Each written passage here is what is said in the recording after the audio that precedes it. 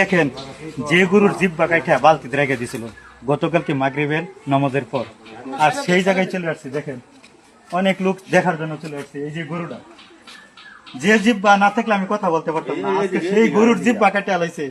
মানুষ কি পশু নামে পরিচিত দুনিয়াতে বাস করতেছে, আর সেই গরু জিব্বা কাটে আলাইছে। যে গরু নাকি আল্লাহ তাআলা আমাদের জন্য সৃষ্টি করছে, আর আমরা হইলাম সৃষ্টির সেরা জীব। সৃষ্টির সেরা জীব এই গরুর জিব্বা কিভাবে কাটলাম ওটা আমি সহ্য করতে পারতেছি না। আপনারা দেখেন যে গরুর কি পরিণাম। এই গরুর মুখে দাস লালা বাড়িতেছে, জিরবা কেটে লাইছে। আমি একটু এর আগে ভিডিওর মধ্যে দেখাইছে জিরবা হাত নিয়ে পুরা 5 ইঞ্চির মতো জিরবা কেটে লাইছে। আর আমার একটু জিরবার মধ্যে যদি একটু শুই পড়ে, একটু কাড়া বিধে, আমার সারা শরীর কম্পন সৃষ্টি হয়ে যায়। আজকে সেই গরুর জিব্বা কেটে লাইছে। দেখেন, এই যে আমার বড় বড় ভাইরা, সম্মানিত ভাইরা সামনে উপস্থিত আছে, আজকে সেই গরুর কি নির্মম পরিবেশ।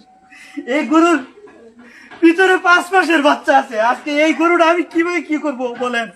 আরেক মানুষ, এই যে আমার মুরব্বী গরুর মালিক উপস্থিত, এই গরুর পেটে যদি বাচ্চা না থাকতো তাহলে জব করে হলে একটা সিস্টেম করা হতো। কিন্তু আজকে সেই গরুর কি পরিহাস, কিন্তু কোনো কিছু করতে পারতেছে না। আর সেই গরু না খায় উপাস। এরকম একটা ঘটনা ঘটছে যে